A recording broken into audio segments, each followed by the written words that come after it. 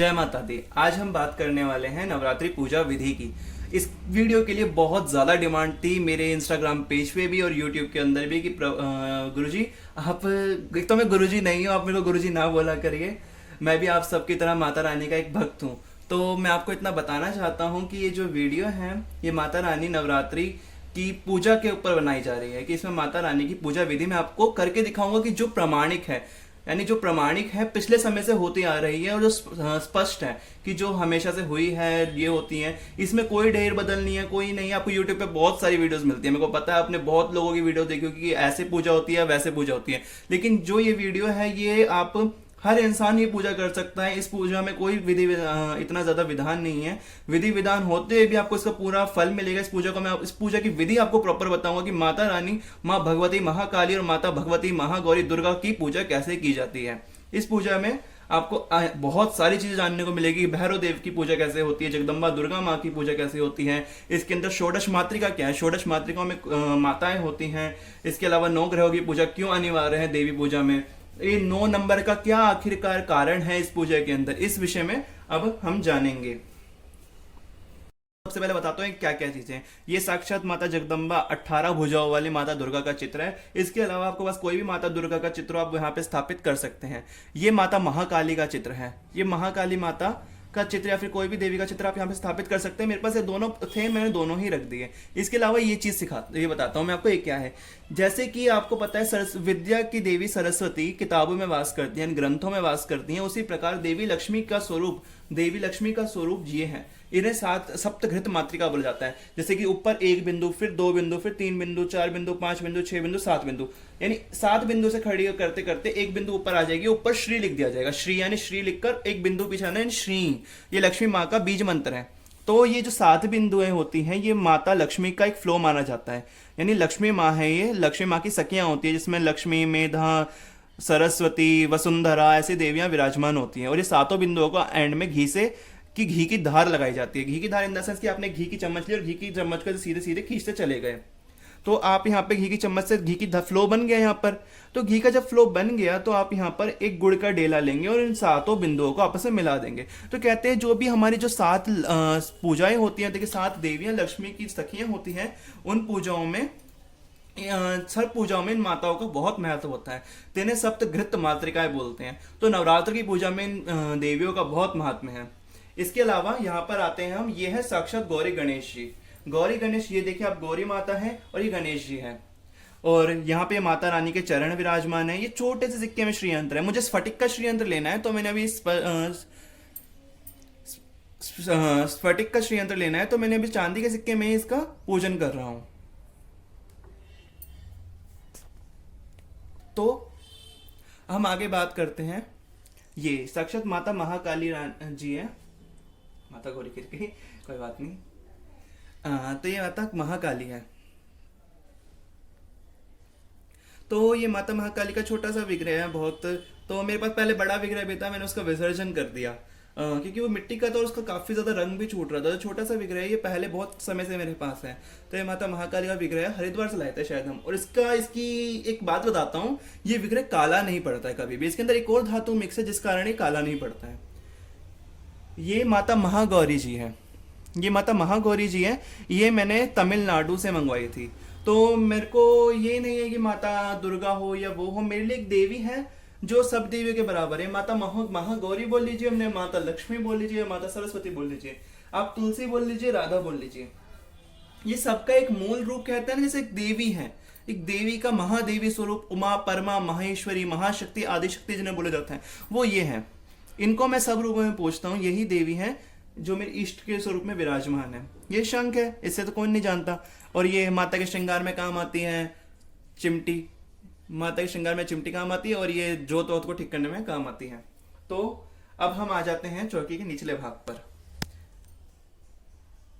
तो आप यहाँ पे देख रहे होंगे कि आपको अलग अलग चीजें दिखाई दे रही होगी। पीले और लाल चावल की ढेरी है, चकोर बनी हुई है, स्क्वायर शेप में है ये। अब यहाँ पे हम बनाएंगे 9 ग्रह।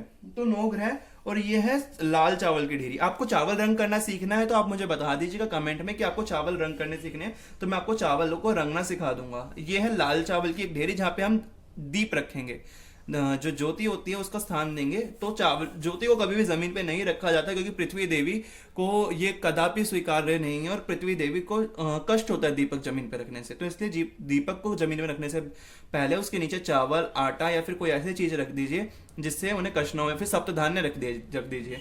इसके अलावा ये लाल चावल की ढेरी है, यहाँ पे 16 माताएं बनाई जाएंगी। आपको मैं दिखा दूंगा कि 16 माताएं, 9 ग्रह और दीपक को रखने का तरीका क्या है। ये साक्षात बाबा बटुक भैरव, क्योंकि काल भैरव की पूजा घर में नहीं की जाती। तो अगर हम कहीं नहीं होते, कहीं जाते हैं पीछे से या फिर कहीं गायब होते हैं, तो बाबा भैरवनाथ माता रानी की सेवा करते हैं। तो बाबा भैरवनाथ को रखने का भी कई नियम है। आपको पूजा बाबा भैरवनाथ की पूजा जाननी है तो आप मुझे बताइएगा कि मैं आपको बाबा बटुक भैरव की पूजा करके दिखाऊंगा, क्योंकि इनकी पूजा, और इवन इन एक चीज और आपको बताता हूँ, बहुत दिलचस्प बात है कि जो भैरव बाबा है इन्हें नहाना बिल्कुल पसंद नहीं है क्योंकि ये महीने में एक बार नहाते हैं। सबसे अनोखी बात है इनकी, ये महीने में एक बार नहाते हैं। इसके अलावा ये मैं तो इन्हें हफ्ते में एक बार नहला देता हूँ, क्योंकि मेरा तो भाव से रिश्ता है। अब लोग इन्हें भगवान समझ के पूछते हैं, मैं तो इन्हें भाव समझ के, अपने भाई समझ के पूछता हूँ, अपना सखा समझता हूँ। तो ये मैंने एक हफ्ते में एक बार ही नहला देता हूँ। इनका एक डे डिसाइडेड है कि आप हफ्ते में एक दिन चुन लीजिए, उस दिन आप इन्हें नहला दीजिए। ये माता रानी के चरण है, आप देख रहे होंगे, आपको स्पष्ट हाँ दिख रहा है आपको। ये माता रानी के चरण है। तो यहाँ इन माता, अगर मेरे को जैसे कि कहीं होता है कि लोग होते हैं वो माता के दर्शन करने आते हैं, तो आप सोचिए कि आपके विग्रह को बार बार हाथ लगा रहे हैं, उनके हाथ कहाँ कहाँ लगे हो, कहाँ कहाँ नहीं लगे हो, इस बारे में बहुत चीजें होती है। तो ये चीज मैं आपको इसलिए बताना चाहता हूँ कि माता रानी के चरणों को हर कोई हाथ लगा ले, विग्रहों को हाथ ना लगाए, क्योंकि विग्रहों में होती है शक्ति, और लोग हाथ लगाते तो वो शक्ति को, कई चीजें होती है, कई लोगों का स्पर्श बर्दाश्त नहीं करते, क्योंकि कोई बंदा कहाँ से आया हो, कोई बंदा की कैसे नियत हो, कुछ भी कह सकते हैं ना। आप समझ सकते हैं मैं क्या कहना चाहता हूँ। तो अब हम पूजा विधि यहाँ से शुरू करते हैं। सबसे पहले मैं आपको 9 ग्रह बनाना सिखाता हूँ कि 9 ग्रह बनाते कैसे हैं। तो आप ये देख लीजिए, ये क्या है, ये है सुपारियां। ये सुपारियों से हम 9 ग्रह और 16 माताएं बनाएंगे। तो आपको मेरे हिसाब से कितनी सुपारी लेनी चाहिए, आपको लेनी चाहिए 24-26। आपको 26 सुपारियां तो ले ही लेनी चाहिए, क्योंकि ये पूजा विधि में बहुत अनिवार्य होती है। क्योंकि आपको मैं बताता हूँ कैसे, क्योंकि 9 ग्रह की तो सुपारियां होंगी 9, इसके अलावा 16 माताओं की 16 सुपारियां हो गई, तो ये कुल मिला के 26 हो गई। तो 26 सुपारियों के अलावा 2 सुपारी एक गणेश जी की, एक माताओं की। तो एक पान, 2 पान चढ़ेंगे तो दोनों पानों में एक सुपारी डलेगी, तो एक एक सुपारी ऐसे हो गई। चलिए मैं आपको 9 ग्रह बनाना सिखाता हूं। तो सबसे पहले हमें इसे बनाने का तरीका मैं आपको बताता हूं कि इसे आपको 3-3 की सीध में रखना है। जैसे कि एक यहां,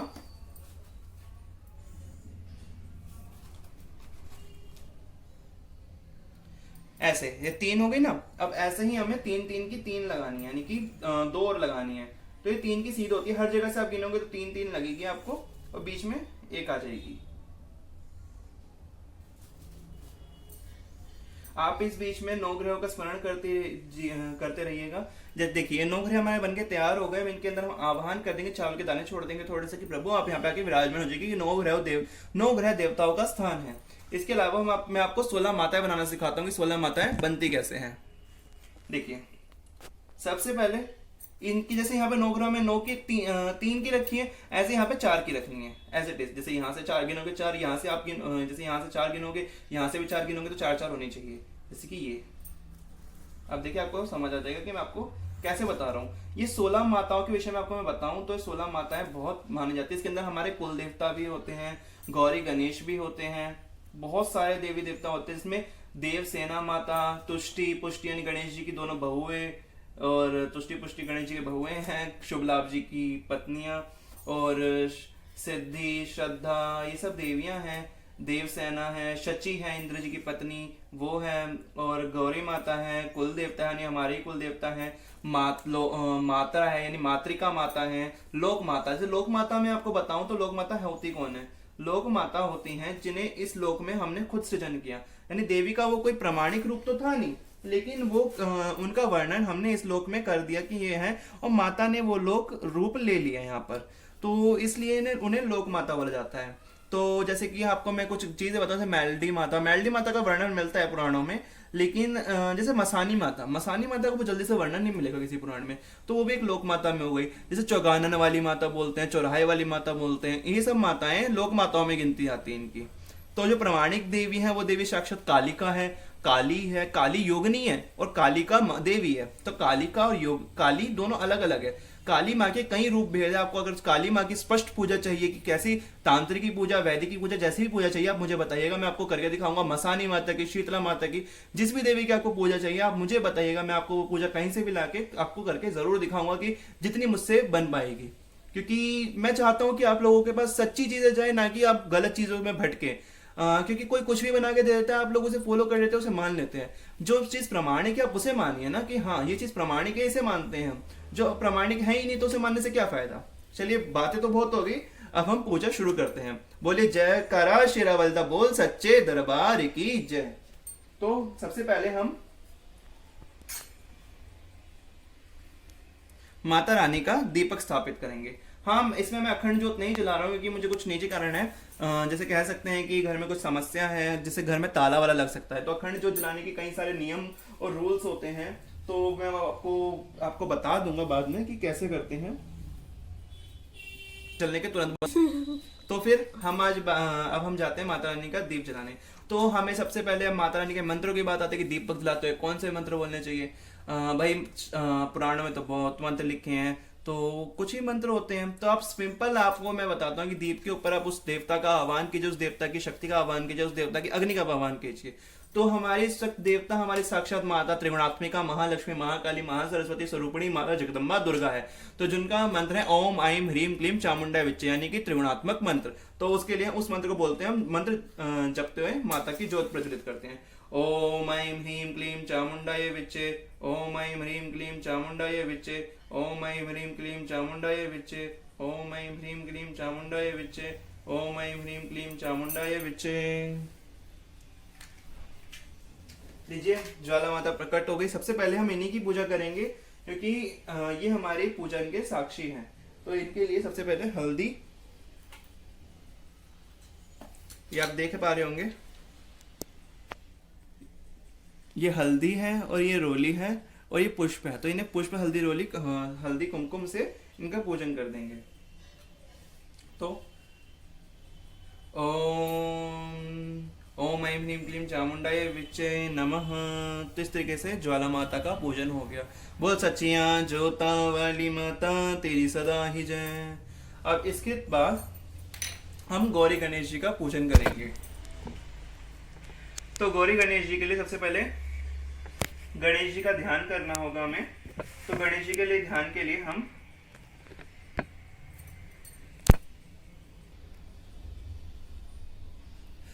अब हम गणेश जी का हाथों में फूल और अक्षत लेकर गणेश जी और माता गौरी का ध्यान करेंगे। तो हम मंत्र बोलेंगे। आपको गणेश जी का जो भी मंत्र आता है आप उसका ध्यान करिए और उस मंत्र से गणेश जी का ध्यान कीजिए। अगर आपको मंत्र नहीं आता तो कोई बात नहीं, कोई प्रॉब्लम नहीं है, गौरी माता का कोई प्रॉब्लम नहीं है। आपसे भी बोली ओम गण गण पतये नमः, और माता गौरी के लिए ओम महागौरय नमः या फिर ओम गणेश अंबिकाभ्याम नमः। सबसे अच्छा ओम गणेश अंबिकाभ्याम नमः। तो मैं गणेश जी का श्लोक बोल देता हूँ, मुझे याद है। वक्रतुंड महाकाय कोटि सूर्य समप्रभा निर्विघ्नं कुरु मे देव सर्वकार्येषु सर्वदा। नमो देव्यै महादेव्यै शिवाय सततं नमः। नमः प्रकृते भद्राय नियता प्रणता स्मताम्। ओम गणेश अंबिकाभ्याम नमः। ध्यानार्थ अक्षतानि पुष्पाणि समर्पयामि। गणेश जी को ऐसे अक्षत और पुष्प चढ़ा के इनकी प्रतिष्ठा कर दीजिए। तो इनका एक गणेश जी बहुत जल्दी प्रसन्न होने वाले देवताओं में से है, तो उनकी इस तरीके से पूजा पूरी हो जाती है। तो इसके बाद हमें माता जगदम्बा से पहले 9 ग्रह और 16 माता की पूजा करनी होती है। जैसे गण होते हैं ना, तो माता तक जाने के लिए उनके भी गण और गणिकाएं होती है। तो 9 ग्रहों के बारे में आज हम जानते हैं 9 ग्रहों का देवी से क्या संबंध है। तो देखिए आप, हमारे 9 ग्रह हमारा भाग्य निर्धारित करते हैं और माता ने अपने बच्चों का भाग्य किसी और के हाथ में देने का कभी सोचा ही नहीं। तो माता ने अपने आप को 9 रूपों में विभक्त किया। ये प्रामाणिक कथा तो नहीं है, बट जहां तक कई तांत्रिक ग्रंथों में लिखा हो कि तांत्रिक ग्रंथों को लोग मान्य नहीं करते अपनी तरफ से। तो तांत्रिक ग्रंथों में लिखा था कि देवी को 9 ग्रहों पर एक एक देवी अपनी एक एक दृष्टि रखती है कि एक भी ग्रह ने अगर उल्टी हरकत करी तो माता उसे वहीं से दंडित कर देगी। और वो अपनी संतानों को भाग्य के अनुरूप ही उन्हें मिलना चाहिए, उनसे उन्हें ज्यादा नहीं मिलना चाहिए या फिर कम नहीं मिलना चाहिए। क्योंकि माता के लिए हर संतान बराबर है। जैसे माता के लिए गणेश बराबर है, कार्तिक बराबर है, भैरव बराबर है, ऐसे ही हम भी माता के लिए बराबर ही है। तो हम 9 ग्रहों पर 9 ग्रहों की पूजा करेंगे। तो हम नौ ग्रहों का ध्यान पूजन करेंगे। हाथ में थोड़े से फूल ले लीजिए, आप गुलाब का कोई फूल ले लीजिए, फिर नॉर्मल कोई फूल ले लीजिए, ऐसे जरूरी नहीं कौन सा फूल हो। और हल्दी रोली ले लीजिए। देखिए हल्दी रोली ऐसे छिड़क दिया आपने बस। यहाँ पे भगवान नवग्रह का ध्यान करेंगे।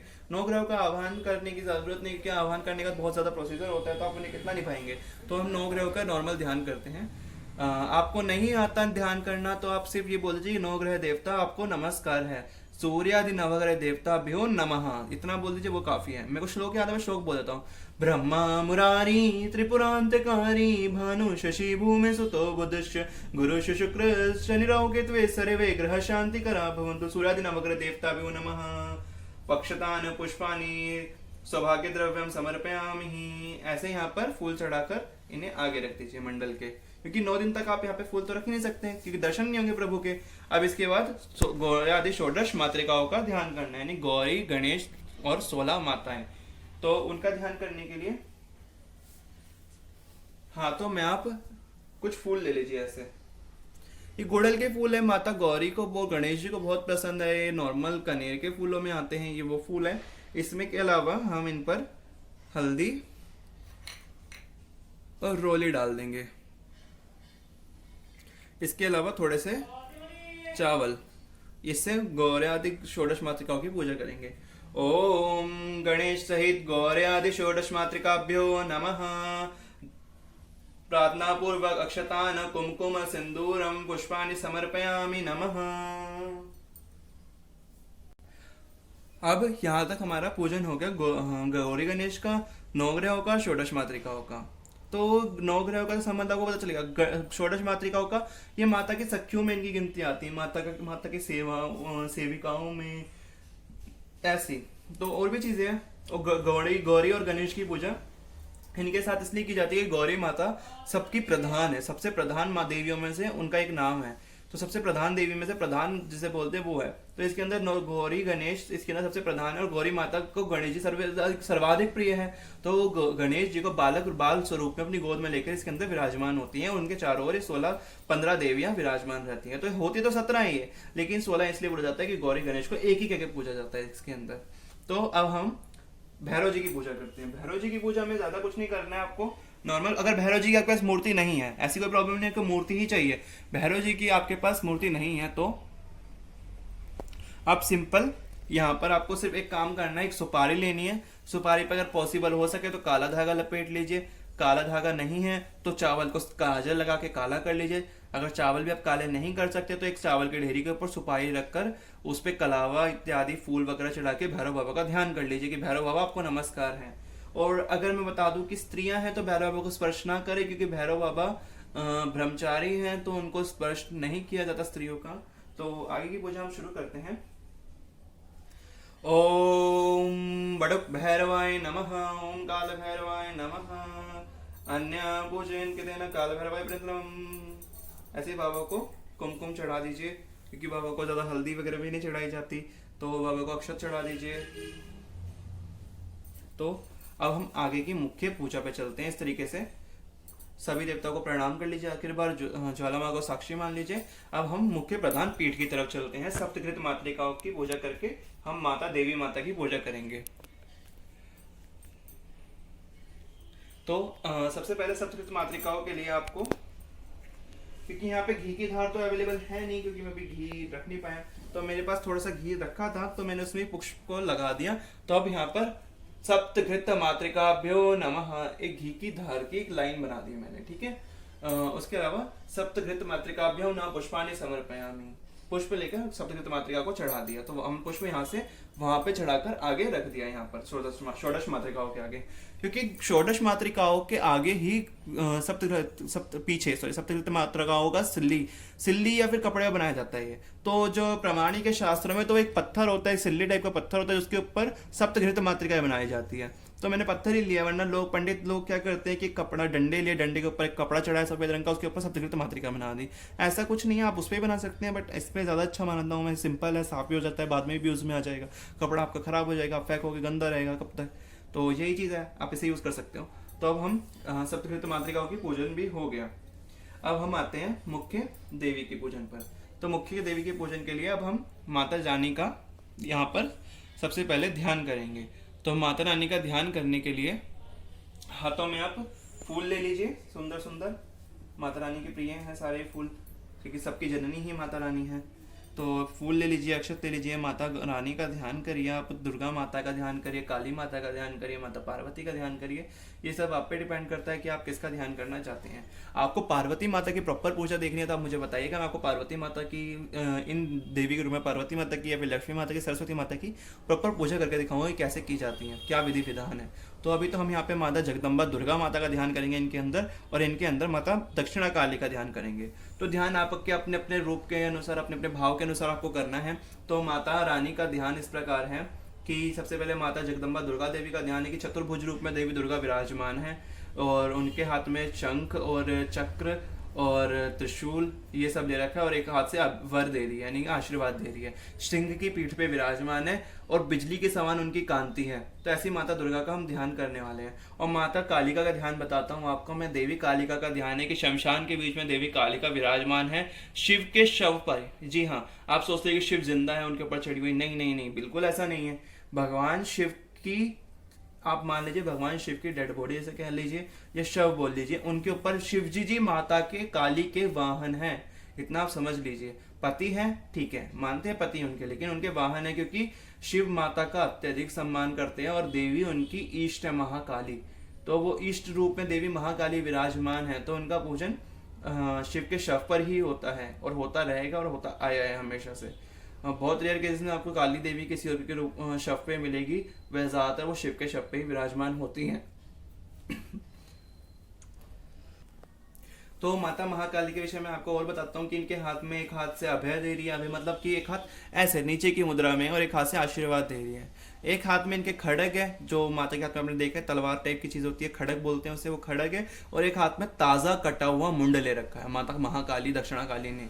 और भगवान शिव पर विराजमान है, चारों ओर जोगनियां भैरवियां उनके चारों ओर विराजमान है, देवी का ध्यान कर रही हैं, चिल्ला रही हैं पूरी तरह से। गीदड़ियां हैं बहुत सारी, वो चिल्ला रही है। शमशान बेहावे शमशान है, भैरव उस शमशान की रक्षा कर रहे हैं। भैरविया गाल बजाती हुई चारों ओर घूम रही हैं। ऐसी महाकाली गले में मुंडों की माला धारण करे हुए, चिता की भस्म लगाए हुए और नग्न दिगंबर अवस्था में, और कमर पे 1000 हाथों की करधनी पहनी हुई है उन्होंने। करधनी होता है कि 1000 हाथों को, काटे हुए ताजे हाथों को, यानी दुष्टों के जो हाथ है उनको 1000 हाथ है उनकी कमर पे बंधे हुए हैं। ऐसी देवी माता महाकाली का ध्यान करना। उनके कानों में बच्चों की लाश होती है ना, जो बच्चे गर्भ में ही मार दिए जाते हैं, उन बच्चों को तो अपने कानों में पिरो रखा है माता ने कि ये मेरे ही बच्चे हैं, इनका करुण रुदन कोई नहीं सुन पाता, दूर से बेचारे रोते रह जाते हैं, तो मैं इनको तो अपने कानों के पास रखूंगी, इनके रुदन तो मैं ही सुनूंगी। सोचिए, ऐसे ममता मई माता महाकाली है। उन माता महाकाली का वर्णन तो कोई कर ही नहीं सकता कि जिन देवी ने खुद का स्थान ही शमशान बना लिया कि जहां सब संबंध तोड़ देंगे मेरे बच्चों से, तो मैं उस स्थान से अपने बच्चों को अपनाऊंगी। सोचिए, ऐसी माता महाकाली है। उन माता महाकाली के लोग पता नहीं क्या क्या गंदी गंदी अश्लील बातें कहते हैं, उनके रूप का कितना उपहास उड़ाते हैं, उनके रूप से घृणा करते हैं। वो लोग क्या वो दुष्ट लोग क्या जानेंगे देवी माता महाकाली के रूप को, कि माता महाकाली कितनी दयामयी, कितनी कृपामयी है। कि उनका काला रूप ही ये दिखाता है कि मेरे ऊपर केवल प्रेम का ही रंग चढ़ सकता है, उसके अलावा कोई और रंग चढ़ ही नहीं सकता। कि नीला रंग है मेरे ऊपर, कि जिसके ऊपर हर कोई भी रंग डाल दो वो सब उस नीले रंग में घुल जाएगा, क्योंकि माता काली सबको स्वीकार करती है, वो किसी का निरादर नहीं करती। माता महाकाली ने दुष्टों का बेशक संहार किया था, लेकिन उन दुष्टों की मुंडों की माला धारण करी थी कि मेरे ही बच्चे हैं, मैं क्यों दूर फेंक दूं, बेशक मैंने मारा है उन्हें। सोचिए, इतनी दयावान है माता महाकाली और देवी पार्वती। तो ध्यान करते हैं माता रानी का। ओम विद्युद्यां समप्रभामिगवते स्कंदसितां भीषणां कन्याभिकरवालखेट विलसद्भिरा सेवितां हस्ते शक्र कदासिखेट विशिखाशब्गुणं तर्जनी विभ्राणां मल्लात्मिकां शशिधरां दुर्गां त्रिनेत्रां भजे दुर्गे तारिणी दुर्गे तं सर्वासुरनिशोधनि धर्मादमोक्षदे देवी नारायणी नमोस्तुते। ओम सर्वस्वरूपे सर्वेश सर्वशक्ति समन्विते भयविस्राहिनो देवी दुर्गे देवी नमोस्तुते। श्री जगदम्बा दुर्गा देव्यो नमः। श्री महाकाली महालक्ष्मी महासरस्वती स्वरूपाय त्रिगुणात्मिकाय जगदम्बाय दुर्गा देव्यो नमः। इस प्रकार हमने दुर्गा देवी का ध्यान, अब माता महाकाली का, दक्षिणा काली का ध्यान करेंगे। ओम खड्गम चक्रगदेषु चापपरिगम शूलं भुषुण्डिं शिरः शङ्खं सद्धतिं करैर्सिनयनं सर्वाङ्गभूषावृता नीलाशयदुतिमासिपादशकां सेवे महाकालिकां यामस्ते पितोरकमलजो हन्तुं मधुं कैटमम् अक्षस्त्रपरशुं गदेषु कुलिशं पद्मं धनुष्कुण्डिकां दण्डं शक्तिमसिं च चर्मगलचलजं घण्टासुराभजनं शूलं पाशुदर्शने च दतिं हस्ते प्रसन्नानां सेवे सैरिवमर्दिनी महालक्ष्मी सरोजस्ताम् ओम दक्षिणां मुक्तिकेशालिं दिगंबरा विनोदिनीं महाकाल शिवां विश्वासानन्दो परोसितां सद्दयञ्छिना शिरकृपान्नम् अभयं हस्ते परं बिभ्रतिं घोरस्य शीर्षासिजां सृच्रान् मुक्तिकेशावलिं श्रीकां जीवक्रमां शमशानल्या सत्योच्छवलङ्कित श्यामङ्गितमेकलं शवकरे देवीं भजे कालिकाम् ओं कालिकां देवीकं कालबीजरूपिणीं कालरूपं कलदित कालिका प्रणमामि ओं क्रीं कालिकाय नमो नमः ओं मा महेश्वरभ्यां नमः श्री दुर्गा देवी नमः क्रीं कालिकाय नमः। इस प्रकार माता का ध्यान करिएगा आप, उसके बाद फूल चढ़ा दीजिएगा। अब आगे का आपको विधि विधान बताते हैं क्या करना है। इसके आगे माता को आपको स्नान कराना है। तो मैंने माता को वस्त्र पहले ही बना रखे स्नान के, तो अब मैं माता को स्नान कराऊंगा। तो अब हम माता के स्नान से पहले कलश स्थापित भी कर लेते हैं एक बार, क्योंकि सबसे एंड में जवारे बोए जाएंगे। जवारे इन द सेंस होता है कि जो माता की खेतरी बोई जाती है नवरात्रों के अंदर, उसे जैसे कि बीज है उन्हें बोया जाएगा। आपको बताता हूँ इनके बारे में कि क्या कैसे कैसे बीज है। आपको अलग लग रहा होगा कि जौ के अलावा क्या क्या बीज बोते हैं इसने, बट मैं आपको बताता हूँ क्या चीज़ है। तो हम अब पहले माता के स्नान से पहले कलश स्थापित करते हैं। यहाँ पर कलश के लिए सबसे पहले आपको क्या करना है, मैं जो बोलने वाला हूँ वो थोड़ा छोटा स्थान है, तो मैं इसको उसके ऊपर, क्योंकि यहाँ पे मेरे को इतना ज्यादा करने से चूहे वगैरह है और कलश रखने के बाद उसके ऊपर ढकने की जगह नहीं होती है, तो मैं यहाँ पर नॉर्मल चावल की ढेरी बनाता हूँ। अष्टदल कमल बनाए जाते हैं क्योंकि जगह थोड़ी कम है और मैं ज़्यादा फैलाना नहीं चाहता चीज़ों को, क्योंकि फिर वो प्रॉब्लम क्या करेंगी, प्रॉब्लम तो नहीं कर सकती कैसे, माता है क्या प्रॉब्लम करेगी। तो बट वो ये काफ़ी बढ़ जाता है, फिर काम भी ज़्यादा हो जाता है, काफ़ी चीज़ें हो जाती है। और हमें तो अपने पाठ से ज़्यादा मतलब है, हमें अपनी श्रद्धा से मतलब है। माता ये नहीं देखती तुमने ये क्या किया वो क्या किया, नहीं, माता केवल ये देखती है कि तुमने जो किया कि उसमें तुम्हारी कितनी श्रद्धा थी। तो सबसे पहले हमने यहाँ पे एक लाल चावल की ढेरी रखी है, ठीक है, आपको शायद दर्शन हो पा रहे हो कि लाल चावल की ढेरी रखी है। उसके ऊपर मैं यहाँ पर एक कलश रख देता हूँ। ये मिट्टी का कलश है, मेरे पास पीतल का भी है, बट मैं मिट्टी का कलश इसलिए लाया हूँ कि लोगों के ज्यादा कमेंट आते हैं कि प्रभु मिट्टी का कलश रख के बताइए, मिट्टी के कलश में से क्या कैसे रखे जाते हैं। तो मिट्टी का कलश है ये। अब इसके अंदर मैं डालूंगा सबसे पहले गंगा जल। गंगा जल डालता हूँ मैं सबसे पहले। देखिए अब गंगा जल डाला मैंने यहाँ पर, गंगा जल चला गया इसके अंदर। सबसे पहले जल पे डालने से पहले गंगा जल डालिए। फिर उसके बाद थोड़ा सा गुलाब जल डाल देते हैं खुशबू के लिए, जल के अंदर खुशबू रहे। गुलाब जल डल गया। अब जल डालेंगे इसके अंदर। तो हम इसमें जल डालते हैं। तो इसमें आपको नदियों का, समुद्रों का आवाहन करना है। तो मेरे को मंत्र याद है, आप इसमें गंगा यमुना जोन से आपको नदी याद है उसका याद कर लीजिएगा उन नदियों को। गंगे च यमुने च गोदावरी सरस्वती नर्मदे सिंधु कावेरी जलस्मिन् सन्निधिं कुरु। गंगे च यमुने च गोदावरी सरस्वती नर्मदे सिंधु कावेरी जलस्मिन् सन्निधिं कुरु। बस इतना आप जल भर लीजिए। इसके बाद आपको इसके अंदर एक सुपारी छोड़नी है। ये सुपारी है, इस सुपारी को छोड़ देना है। फिर इसके बाद ये हल्दी की गांठ आती है, इसे देख पा रहे होंगे आप, आशा करता हूँ। तो इसके अंदर हल्दी की गांठ छोड़ दीजिए। इसके अलावा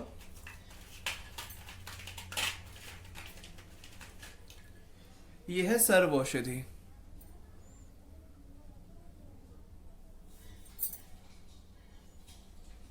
आपको दिख रही होगी सर्व औषधि। ये आपको किसी भी शॉप, पूजा के पाठ की शॉप पे मिल जाएगी। ये देवी कलशों में इनका बहुत ज्यादा यूज होता है इस औषधि का, तो देवी कलश में जरूर डालने चाहिए। तो इसके अंदर मैं इस औषधि को इसमें डाल देता हूँ। ये थोड़ी सी मात्रा में डलती है, ज्यादा मात्रा में नहीं डाली जाती, थोड़ी सी मात्रा में सर्व औषधि चली गई। इसके अलावा इसके अंदर हमने डाल दी हल्दी, रोली, थोड़े से चावल, और भी कई चीजें डाल जाती है। इसके अंदर चंदन भी होता है, मेरे पास इस वक्त पाउडर के रूप में सफेद चंदन है, तो मैं सफेद चंदन इसके अंदर डाल दूंगा।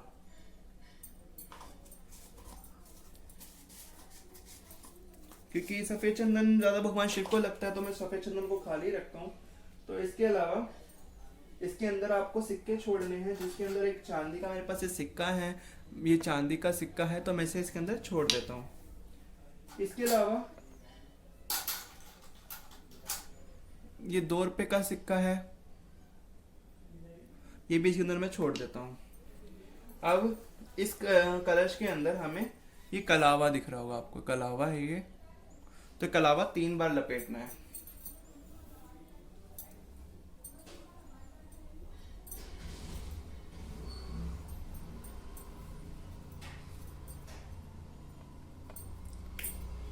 वो कलावा बहुत टाइट होता है तो हिल ही जाता है कलश इसमें, और फिर हिसाब भी नहीं बनता। आप भी समझ सकते हैं कि क्या पता कलश का मुंह कितना ज्यादा होगा। मिट्टी कलर मेरे को अपने वाले जो पीतल वाले सामान का है उसका तो मुझे अंदाजा रहता है, मिट्टी कलश का इतना अंदाजा नहीं रहता है कि इसका गर्दन का साइज कितना होगा।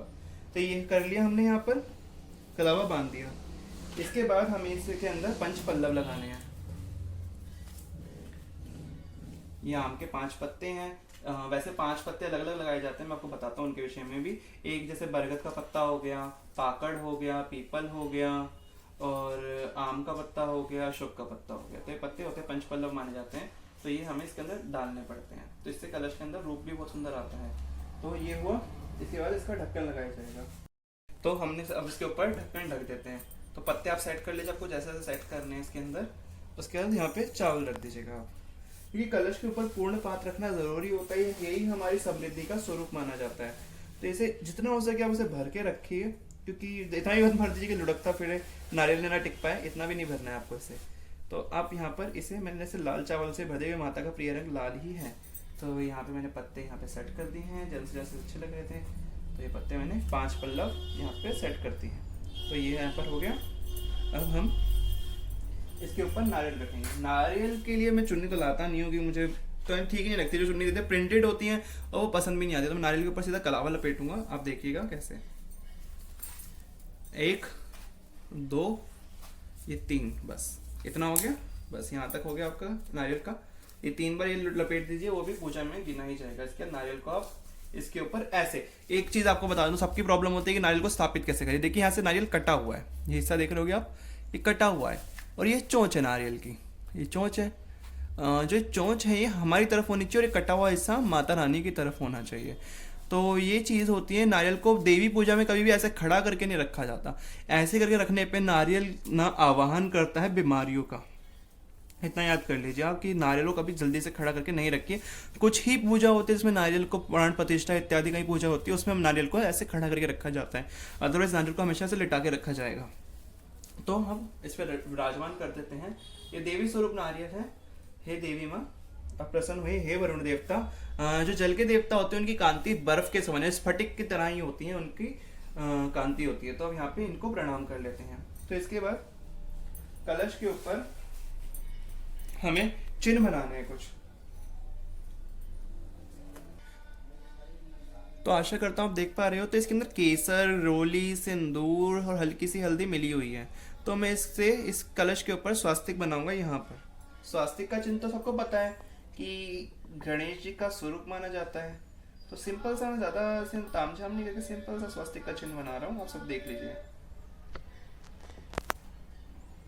एक बार पूजा कंप्लीट होने के बाद आपको मैं इसका पूरा व्यू दिखाऊंगा। माता की पूजा बहुत विशेष होती है। नवरात्रि में पूजा जरूर करनी चाहिए। कहते हैं कि जो नवरात्रों की पूजा थी वो श्री रामचंद्र जी ने और भगवान श्री कृष्ण ने भी, जी हाँ, भगवान श्री कृष्ण ने भी ये पूजा करी थी। उन्होंने श्री महाकालिका की पूजा करी थी। देवी राधा ने जो वृंदावन में विराजमान है, बरसाने में विराजमान है, उन्होंने देवी कात्यायनी की पूजा करी थी। तो इस प्रकार से हमने यहाँ पे कलश की स्थापना कर दी। कलश को भी सबसे पहले पुष्प चढ़ाएंगे। पुष्प चढ़ाया, हल्दी है, हल्दी चढ़ाई, रोली चढ़ाई।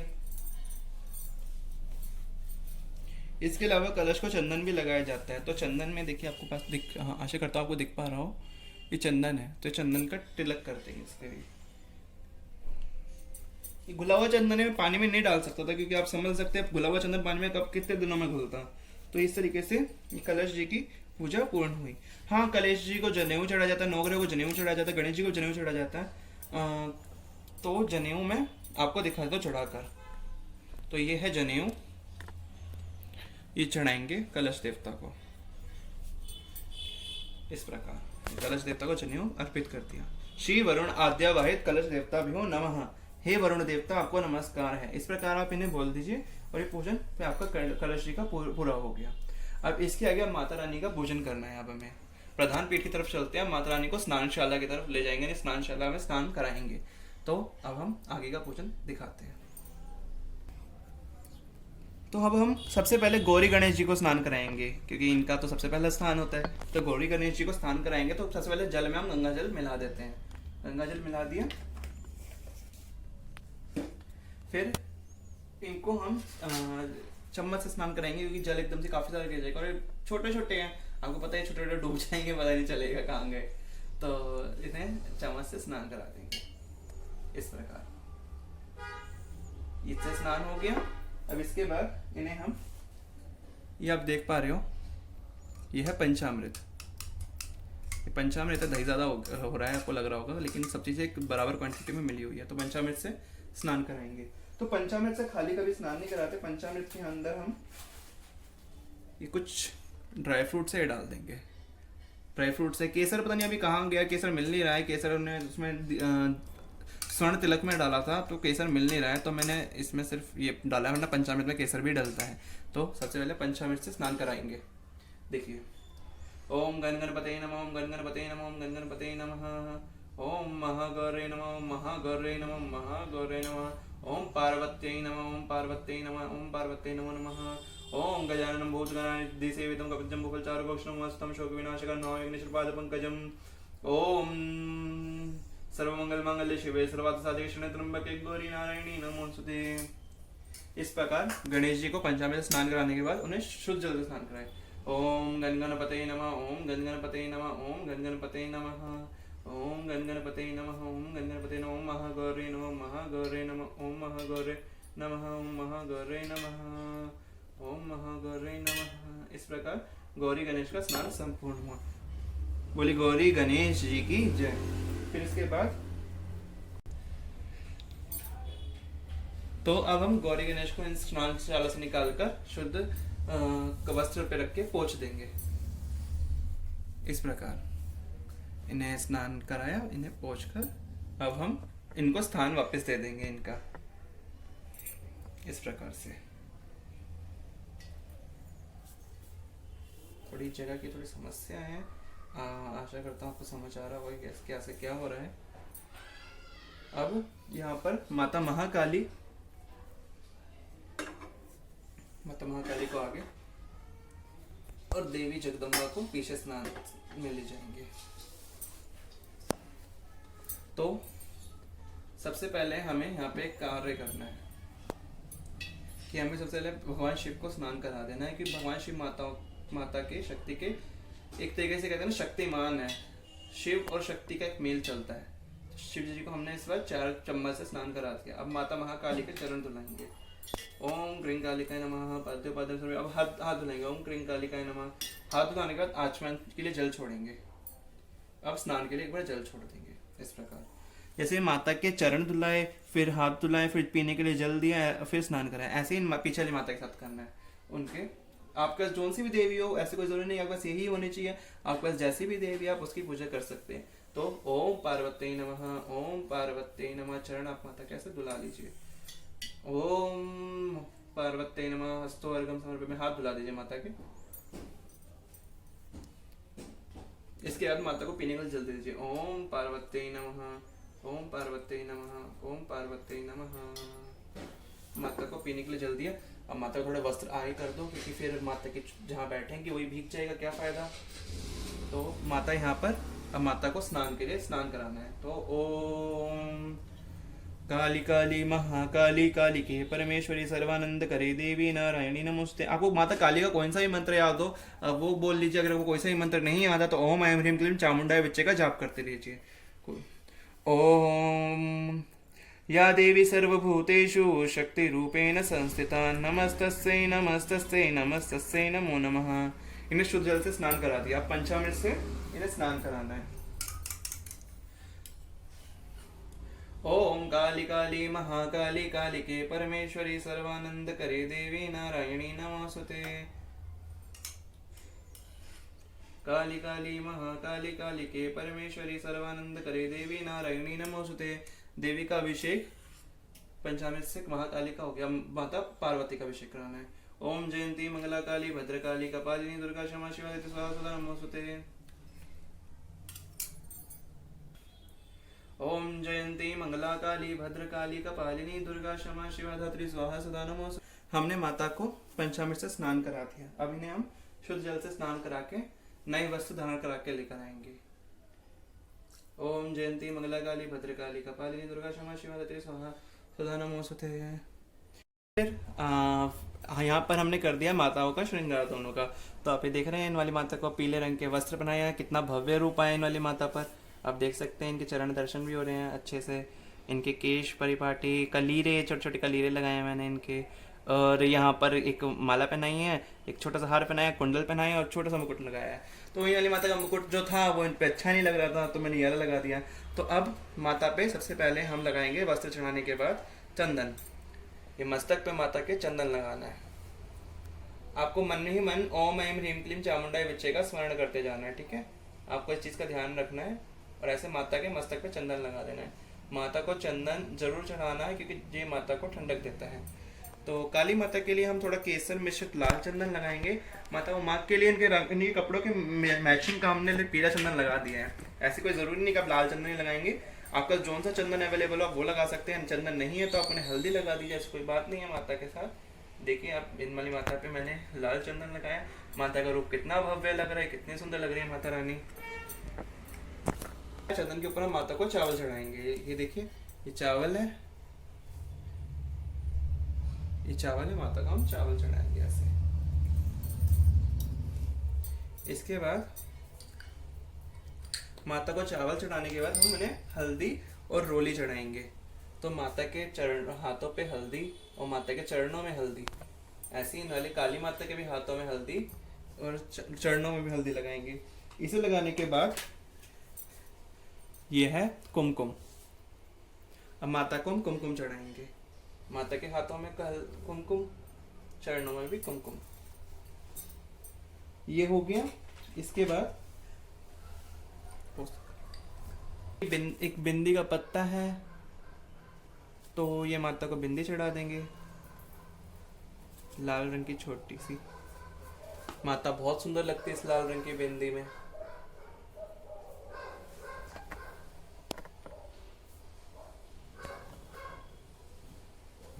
देखिए माता कितनी सुंदर लग रही है। अब इसके बाद काली माता को भी हम लाल बिंदी चढ़ा देंगे।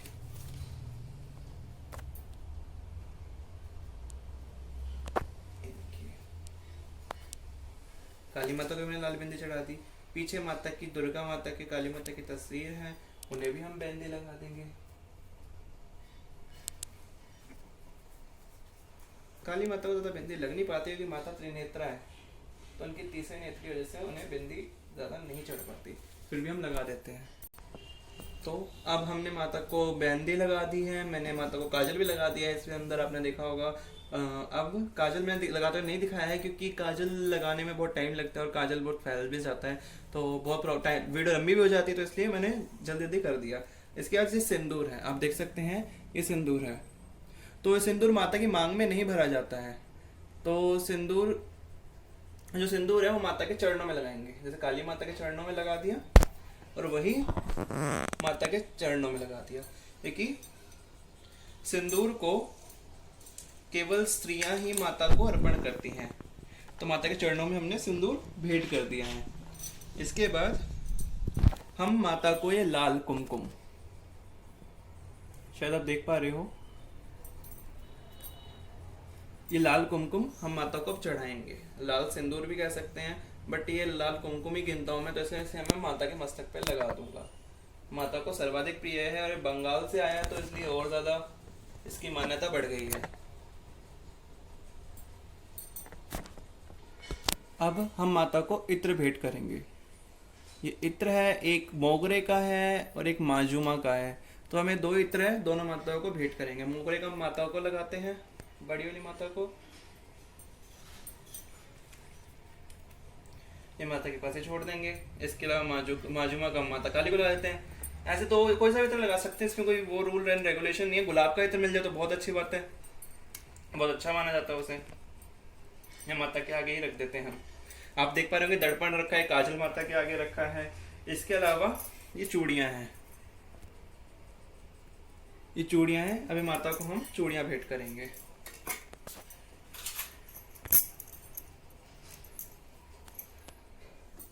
जयकारा कल कमाई का बोल सच्चे दरबार की जय। अब माता को ये सुंदर सुंदर छोटी छोटी चांदी की पायल हैं, ये हम माता को भेंट करेंगे। ओम जयंती मंगला काली भद्रकाली का पालिनी दुर्गा क्षमा शिवा धात्री सोहा स्वधा नमोस्तुते। इस प्रकार माता को पायल भेंट कर देंगे। इसके बाद हमें पुष्पों के हार है, कुछ सुंदर सुंदर फूल है, बहुत सारे हैं मेरे पास फूल। अब उन फूलों से हम माता का श्रृंगार करेंगे।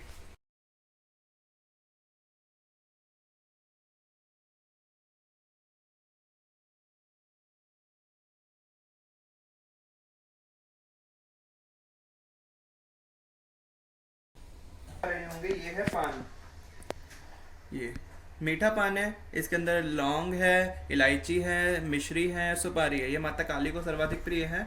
ये पान अब हम माता काली को चढ़ाएंगे। ओम क्रीं कालिकाय नमः तांबूलम समर्पयामि। ऐसे ही एक पान ये है, इसमें सुपारी रखी,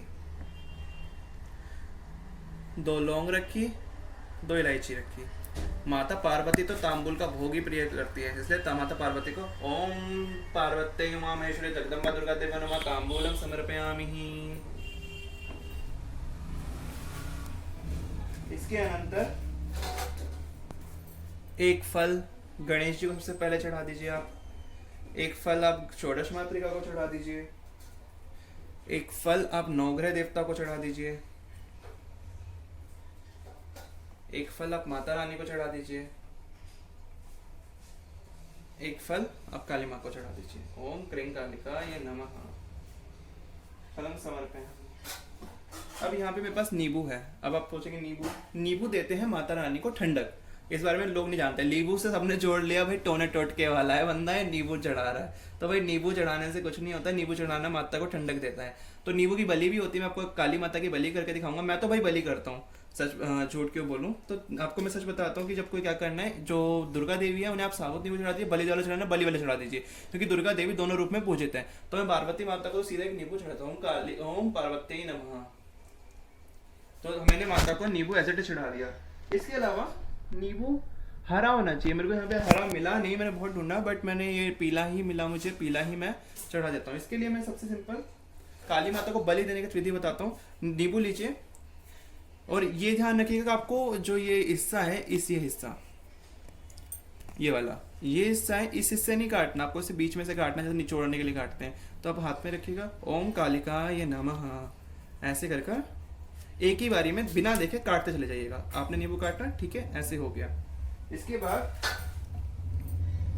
अगर पॉसिबल हो तो आप इस पे ऑरेंज सिंदूर लगाइएगा। ऑरेंज सिंदूर मेरे पास ज़्यादा क्वांटिटी में नहीं है, क्योंकि आप यहाँ पे मार्केट जाना पॉसिबल नहीं होगा। तो मैंने इस पे रोली, मेरे पास लार्ज क्वांटिटी में है काफ़ी ज़्यादा, तो मैंने इस पे रोली ही लगा दी है। तो ये रक्त बलि या मुर्गा बलि कह सकते हैं। इसे हम माता काली को समर्पित कर देंगे। ओम कालिकाय नमः। और हाथ में इसके अनंतर जल लेकर माता काली को ऐसे ओम कालिकाय नमः ऐसे चढ़ा देंगे। ये इस तरीके से हमारी एक बलि पूर्ण हो जाती है। तो ये तो हुआ। इसके बाद 2 जायफल है, ये 2 जायफल है। एक जायफल हम माता रानी को ऐसे टेस्ट चढ़ा देंगे, ऐसे ही एक जायफल काली माता को चढ़ा देंगे। अंतिम दिन पर हम सिंदूर, यानी ऑरेंज वाला सिंदूर वो होता है, ऑरेंज वाला जो होता है, ऑरेंज वाले सिंदूर को इसको काट के उसे यज्ञ में डालेंगे, क्योंकि माता रानी की बलि बनी जाएगी। इसके बाद थोड़ा सा गुलाब जल आपको लेना है। ये गुलाब जल है, देख पा रहे होंगे आप। इसे माता को छिड़कना है थोड़ा खुशबू के लिए, पवित्रता ठंडक के लिए। गुलाब जल छिड़क दिया हमने। इसके बाद एक आईना आपको माता रानी के समक्ष रख देना है। जैसे आईना है, ये आईना है माता रानी के, आपको इस सामने रख देना है। इसलिए आईने को हमने माता का श्रृंगार कर दिया दिखाकर। फिर इस आईने को हटाकर छोटा आईना रख देंगे, कि बड़ा आईने रखने की जगह नहीं है, कि भोग वगैरह भी रखना होगा। आप समझ सकते हैं कि कितनी समस्या है। फिर इसके बाद ये दक्षिणा है। इसमें चांदी का सिक्का भी है, फॉरेन करेंसी भी है कुछ, तो इसमें 10 रुपये है। तो ये माता को मैं समर्पित कर देता हूँ कि यथाशक्ति माता मेरे द्वारा समर्पित दक्षिणा स्वीकारिए। ओम चामुंडाय नमः, ओम ऐं ह्रीं चामुंडाय विच्चे। इस तरीके से। इसके अलावा ये आप देख पा रहे हो कि दूर्वा घास है, थोड़ी सूख गई है, सुबह लाया था। तो वीडियो में दोपहर की होगी, मुझे शूट करते करते टाइम लगता है वीडियो शूट करने, आप समझ सकते हैं। तो ये दूर्वा घास है, ये गणेश जी को समर्पित कर देंगे। ओम गणपतये नमः, ओम गणपतये नमः, ओम गणपतये नमः, ओम वरुण कलशाय नमः। इस तरीके से। इसके बाद कुछ पुष्प भैरव बाबा को भी चढ़ा देंगे इसके अनंतर। तो ये हो गया। इसके अनंतर ये चुन्नी है माता की, इसे हम थोड़ा शुद्ध कर लेंगे और इस पे हल्दी रोली, शुद्ध तो हमने कर लिया था मार्केट से आके, हल्दी रोली लगा दी। अब इसे हम माता रानी को समर्पित कर देंगे। यात्रा है तो हम उन्हें माता को घी का भोग देंगे। तो डायरेक्ट घी का भोग लगाना मुझे कहीं सही नहीं लगता, तो मैं इसके लिए इसके अंदर घी के अंदर शहद मिलाया है, शहद के साथ थोड़ी शक्कर मिलाई है। तो मैंने आप देख पाएंगे ऊपर घी है, नीचे शहद है, शक्कर है। तो इसे मैं थोड़ा मिलाकर माता रानी को भोग लगा दूंगा। ये माता रानी के ही समीप रख दिया। मेरे पास बेलपत्र लार्ज क्वांटिटी में नहीं है, वरना इसके अंदर बेलपत्र भी छोड़ा जाता है भोग के अंदर। फिर इसके अलावा ये आप देख पा रहे हो कि मेवा है, मखाने का भोग माता को बहुत प्रिय, क्योंकि कमल के बीजों से बनता है, तो ये बहुत प्रिय है। और ये मिश्री है, इलायची और मिश्री डली हुई है। तो ये माता को दोनों में भोग में समर्पित कर देता हूँ। यह अब हम धूप जलाएंगे। जो धूप देख रहे हैं आप, धूपबत्ती है, गूगल की है। गूगल की धूपबत्ती ही माता को सर्वाधिक प्रिय है, तो गूगल की धूपबत्ती है माता को चलो। इस प्रकार ये धूप जब प्रज्वलित हो गई है, इसे हम बुझाकर, हाथों से बुझाना, कहीं फूंक से बुझा दिया तो इसे ऐसे हाथों से बुझाकर ऐसे जल मारकर शुद्ध कर देंगे छींटे देकर। इसके बाद मेरे पास धूपबत्ती का स्टैंड, आपका जो भी हो, कटोरी में रख लीजिएगा। ऐसे ये ऐसे इसमें रखकर ये ऐसे बंद हो जाता है ऐसे, तो इसमें से निकलता है, बड़ा सुंदर लगता है, भव्य रूप आता है बहुत ज्यादा पूजा के अंदर। तो इसका धूप, इस प्रकार धूप दीप मैंने एक साइड रख दी हैं माता के, आप शायद दर्शन कर पा रहे हो। फिर इसके बाद हम माता की खेतरी बोएंगे। जो नवरात्रों के अंदर सबसे मेन होता है कि खेतरी कैसे बोनी, क्योंकि लोग खेतरी बोते हैं और खेतरी उग नहीं पाती है उनकी, तो बड़ी दिक्कत होती है। इससे पहले हम एक बार माता को उनका त्रिशूल भेंट कर देते हैं।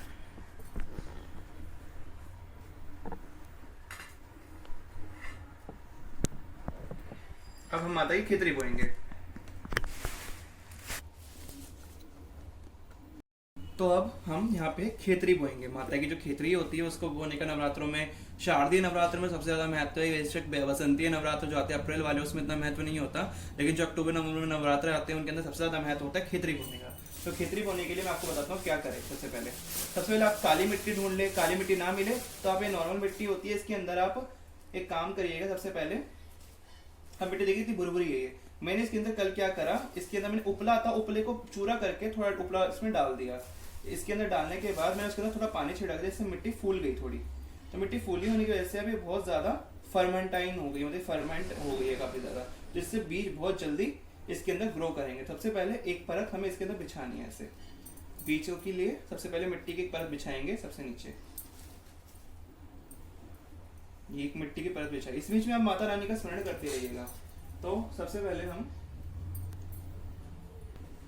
तो आप देख रहे हैं इसके अंदर, अब मैं आपको बताता हूँ मैंने क्या किया। कल रात को मैंने गुनगुना पानी लिया, उसके अंदर मैंने डाले कुछ काले चने हैं, इसमें जौ है, उड़द की दाल है, और थोड़े से छोले हैं, और गेहूं है, और मूंग दाल है। इस तरीके से मैंने 5 अनाज इसमें इकट्ठे करके, राजमा भी चले गए थे 2-3, तो राजमा का तो कुछ है नहीं, जल्दी चला गया वो तो ये चीज़ थे। तो ये मैंने बीज बोए हैं और एक रात पहले भिगो दिए, जिससे ये फूल गए हैं। तो विधान के अनुसार एक बीजों को एक रात पहले ही बो देना चाहिए। अब मैं इसमें आपको लगा के दिखाता हूँ। सबसे पहले यहाँ पे मैंने एक लेयर डाल दी बीजों की इसके अंदर। अब मैं इसके ऊपर एक और मिट्टी की लेयर लगाऊंगा। इस बीच में माता रानी का मैं आपसे बार बार निवेदन कर रहा हूँ कि इस बीच में माता रानी का स्मरण करते रहेगा, क्योंकि वही प्रकृति स्वरूपा है, वो ही प्रकृति की रूप है, प्रकृति की जननी है, प्रकृति ही वही है। मूल प्रकृति जिन्हें बोला जाता है वही यही देवी आदि पराशक्ति ही है। तो फिर इसके बाद एक लेयर हमने नीचे बो दी थी, अब एक और यहाँ पे बोएंगे। तो आपको कम से कम 5 या 3 परतें तो डालनी ही डालनी है, आप ये याद रखिएगा। मेरे से जितनी डलेगी उतनी डाल दूंगा।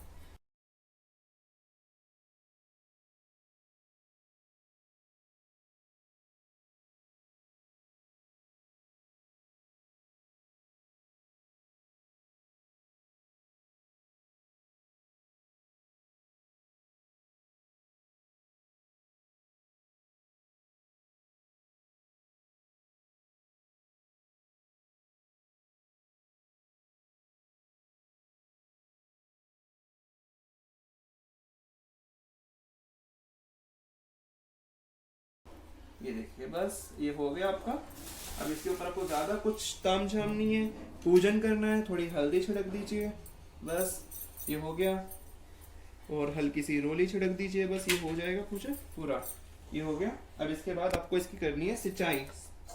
सिंचाई के लिए मेरे पास थोड़ा सा पानी है, मैं इसी में ऐसे, क्योंकि और हाँ, पानी को कभी भी डायरेक्ट मत डालिएगा, जो को नुकसान दे जाते हैं। तो पानी को हमेशा अपनी हथेली ऐसे उंगलियों के ऊपर हाथ को ऐसे हिलाते हुए डालेगी, बूंद बूंद करके पानी गिरे, ठीक है। ये देखिए आपको ये हमारा नवरात्रि का पूजन पूर्ण होने वाला है, बस।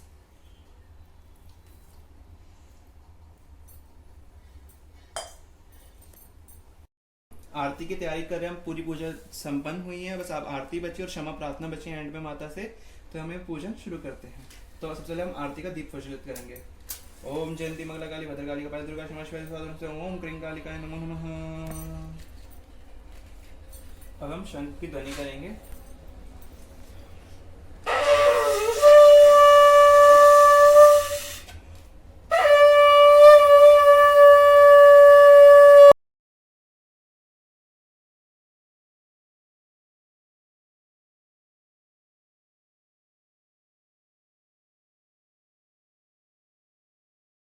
हाँ, अब इस प्रकार हमने माता की आरती पूरी करी। इस पर आरती को आचमन कराया जाता है। तो आचमन के लिए आप कोई सा भी मंत्र बोल सकते हैं, कर्पूर गौरम करुणावतारम, कोई सा भी आपकी इच्छा पे अनुरूप है वो। तो मैं तो गायत्री मंत्र और गायत्री काली मंत्र, गायत्री दुर्गा मंत्र बोलता हूँ, तो मैं वही बोलूंगा। आप अपनी मर्जी से ओम ऐं क्लीं चामुंडाय विचे बोल सकते हैं। 3 बार ऐसे जल घुमाकर एक बार छिट देनी है आरती को। ओम यज्ञेन देवसाय धर्मानि प्रतिमानसतेन कमे मनसो जरपुर संति संदेवं तत्पुरुषाय विद्महे महादेवाय धीमहि तन्नो रुद्र प्रचोदयात् महाकालिकाय विद्महे शमशानवासिने च धीमहि तन्नो अग्निः प्रचोदयात् महाकालिकाय विद्महे मुण्डमालाधरणे च धीमहि तन्नो रुद्रे संगाणे प्रचोदयात् कात्यायने च विद्महे कन्याकुमारी च धीमहि तन्नो दन्ति प्रचोदयात् वक्रतुण्डाय विद्महे दन्ताय धीमहि दन्ति प्रचोदयात् ओम शिवगणाय विद्महे गौरीसुताय विद्महे तन्नो भैरव प्रचोदयात् अंजनाय विद्महे वायुपुत्राय धीमहि तन्नो हनुमत् प्रचोदयात्। ओम शांति शांति शांति सर्वारिष्ट शांतिर्भवतु। इस प्रकार आरती पूरी करिए और उसके बाद माता को हम आरती देंगे। सबसे पहले सभी देवताओं को आरती दे देंगे, फिर उसका सबसे पहले हम खुद आरती, फिर आरती लेंगे ऐसे।